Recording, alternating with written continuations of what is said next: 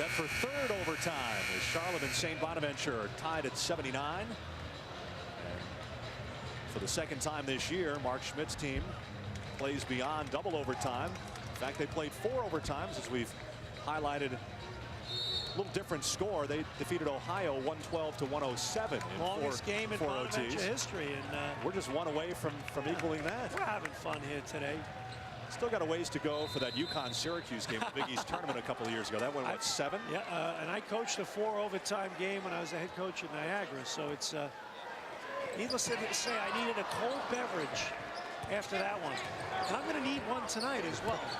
Did you win that one? Yes, we did in 4 overtime. So there was multiple beverages, ice cold, by the way. Deservedly so. And Juan Wilderness has it for Charlotte. And Green on the baseline.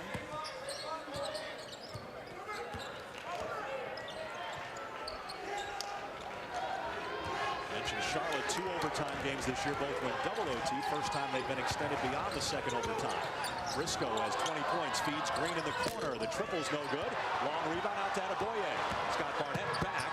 Adeboye challenging Barnett, who got a piece of the shot, but apparently a piece of the arm too, sending Adeboye to the line. Adeboye was out of control that time, and not really a good shot. And you know, for Charlotte, that's a tough foul to take, because really wasn't. I mean, the defense was pretty good there, and then he got the body on him, though. But he had him going towards the baseline rather than at the rim. Adeboye, as you see, has missed 3 free throws, including 2 in double OT, but he gets that one to go. First point here in triple overtime goes to St. Bonaventure. Foul on Barnett was only his first. 2 49ers have fouled out. Braswell and Jones both in regulation. Sherrill playing with 4. And Briscoe with 3. It's been a while since Bonning's had the lead. The lead briefly in the first overtime. After leading much of regulation.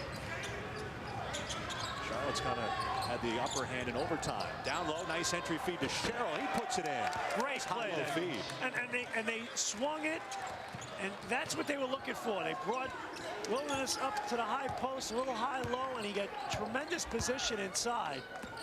Sherrill, good job. Sherrill's playing a good game. And Wilderness gets the deflection. The hit-ahead pass was broken up. They had Green ahead of the field. But a big deflection there for St. Bonaventure. That was going to be a 2-on-none. Everybody take a deep breath. Wow. Daquan Cook, number 43. Now Adeboye. Sherrill thumping Nicholson in the post, so Adeboye drives baseline. And no basket, it's waved off. Briscoe's going to get his 4th foul. Man, I have no vested interest in this game whatsoever. And my stomach's in knots. I can only imagine the 2 coaches here and their assistant coaches, just the stress right now. I mean, because you start getting tired and there's slippage, and you know, guys mentally fog out a little bit on you, and they don't dot the I's and cross the T's. And this is so important late in games, where you find out what guys' mental toughness is, because fatigue sets in. What's the old line? Fatigue makes cowards of all of us. You know, you have to be able to fight through and dig down deep in games like this. We look at St. Bonaventure. We mentioned Nicholson played 60 minutes in the 4 overtime game. He's gone the whole way. Adeboye played 59 minutes in that game. He's gone the whole way. And Charlotte, guys like Green and Briscoe have played well over 40 minutes. My golly, Frazier, 15-round heavyweight battle. 2-point edge for the Bonnies. Green head fakes, drives, kick out in the corner. Barnett got it. Charlotte leads by 1 on the Barnett 3-pointer. I tell you what, he has made some big-time shots. He's got range, great mechanics, and he makes tough shots. He gets tremendous elevation on his jump. He's got a new career high with his 20th point there. Nicholson double teamed by Sherrill and Barnett. A lot of length in that double team. Davenport on the drive. Puts it in. Well, that was a good pass out of the double by Nicholson. And then Davenport saw the little gap in the defense, slicing and dicing, strong finish. 85-84. Dewhurst. Out high to Sherrill. Wilderness head of the circle. Down to 13 to shoot. Dario Green down the lane, gets caught underneath and throws it away. Bonaventure with numbers 2-on-1. Conger challenging Barnett, and Barnett commits the foul, sending Demetrius Conger to the line. Conger, a 59% free throw shooter. And this is just a nice play by Davenport. See how the double team and then the rotation off the double a little slow. And again, you're going to have that in the third overtime. The little details of the game are you're gonna have those breakdowns. So as an offensive player, you got to catch and recognize where you're going next. And to that point, we mentioned Green caught into the basket, throws it out high, and that leads to a breakout opportunity. Because he's not staying solid. You know, he's not being fundamentally sound. I mean, you leave your feet in the lane, you need to go up with the ball. And when you're leaving your feet and hoping to make a play, you're trying to make it up as you go along. Big possession here for Charlotte. That's the kind of game it's been. As Mark Schmidt, wow, rubbing his forehead raw. Under 2 to go in overtime. Biggest lead for St. Bonaventure here in the overtime sessions. Sherrill sets the screen. Switch out by Nicholson. Green on the drive, gives it to Sherrill. Looking for the tie, no good. And Nicholson the rebound. This is a closing possession now for the bodies. This is the one you spread them out, you work the clock, and you try to get a layup. This is one where Charlotte needs a stop. They are trying to run clock on the perimeter. They can take it under a minute to go. And I'm not saying to try to milk it. I'm just saying you get a better shot at the end of the clock because the defense is going to be a little anxious here. 8 on the shot clock for Adeboye. Looking to go one-on-one with Green, and he lost it. And St. Bonaventure turns it over as Adeboye lost the handle. 1 minute to go. Charlotte down by 3. Dario Green did a good job here, standing his ground. We're going to move the feet. You just dribble it out of bounds. Yeah. And in no way, shape, or form am I saying to hold the ball. I'm saying spread them out. You get a lot better opportunities against a fatigued defense when you have space to work with. Sherrill, a perimeter jumper, banks in. Are you kidding? Gotta call that, buddy. Now do you foul here? 9-second difference game to shot clock. Looks like. I think you got to play it out here. So Bonaventure a 1-point lead. You got to trust your defense here. We got a 9.1 second differential game clock, shot clock here. Timeout. Wow. 35.1 to go. St. Bonaventure clinging to a 1-point lead. Just 6 days ago, Charlotte went double overtime and defeated Georgia Tech. One of Allen Major's biggest wins of the year. 86-83 was the final last Sunday. The Niners have 86 points right now, but unfortunately for them, that's 1 point shy. St. Bonaventure has the 87-86 lead. The Bonnies with possession, 26 on the shot clock, 35.1 on the game clock. I think you play it out here. You give a foul, and I know you stuck one, but you got to trust your defense here.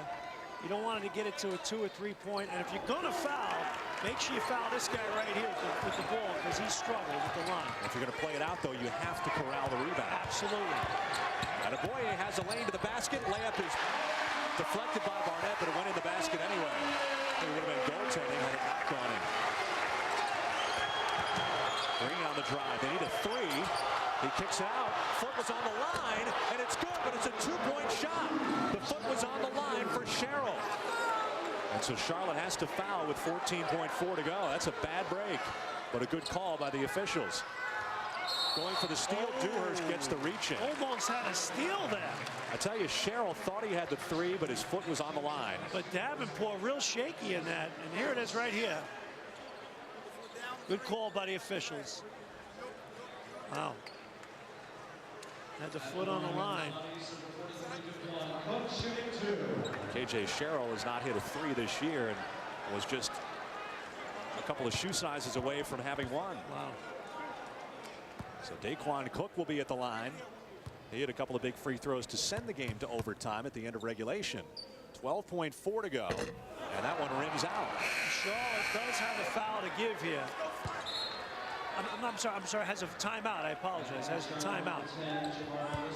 Briscoe in for Dewhurst. So Charlotte, let's see if they use this. Remember at the end of regulation, about the same time, they brought it up court, then used the TO. So Cook trying to make it a 2-point game here in the third overtime, and he does. So he splits the pair. It's 90 to 88. Green has not touched it up yet. Now he does. They'll start the clock. A 2 will tie, a 3 for the lead. Green. They do not go with a timeout. Green on the drive, looking for the tie. Banks it. No! Cook the rebound, and he's fouled with 1.6 to go. Charlotte had a timeout left and didn't use it.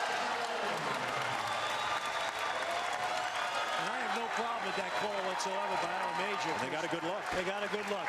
Because again, late in the game, the last thing you want to do is give your opponent a chance to catch their breath and be organized defensively against you. So, and you had the ball in the hands of a guy that got it done for you throughout the game. And Mark Schmidt showing a whole lot of emotion right now. Well, Cook can ice it if he hits both. And there's the first. Well, he made the 2 clutch free throws at the end of regulation after they got the rebound on the offensive board on the missed free throws. So, it's a good poise at the line. And interesting, Charlotte is going to take a timeout now. And we were right, Allen Major was right in front of us. He was saying initially to take the timeout after the miss. Because what happens is the clock starts after the missed free throw. Right. So the only chance you have is if Cook misses the free throw. Now on the missed free throw, the clock's going to start. So basically you're left with a full court heave. So now the question is, what does Mark Schmidt tell his guy? Do you tell him to miss it and let the clock move? Well, if you make it, it's over anyway. Exactly. So I think you make it. I think you tell your player to make it. Exactly. But from Charlotte's point, if you wait till after the miss to then spend the timeout, absolutely, you can throw it the length of the floor without the clock running. But we're not at that point anymore. So now it's a matter of dealing with the situation. And I think right now, if you're St. Bonaventure, whatever you do, and you know, if you make the free throw, you don't do anything. You stand there. If you miss the free throw, I still think you don't give the foul. A lot of situations, I think you don't give up the game-tying 3, but they got to go a long way. And St. Bonaventure's not even putting anybody on the foul lane. I think you just keep everyone in front of you, and whatever you do, don't foul. So the Niners hoping for a miss and then a prayer. And that's good. That'll ice it. Barring a foul and a miracle. And Green will lean in, trying to draw the foul, and it's off the mark, ending the game. 3 overtimes and a victory for St. Bonaventure. Mark Schmidt's team wins its Atlantic 10 opener and improves to 9-5 on the season. Charlotte falls to 0-2 in conference, 8-8 overall. We'll wrap it up finally after this.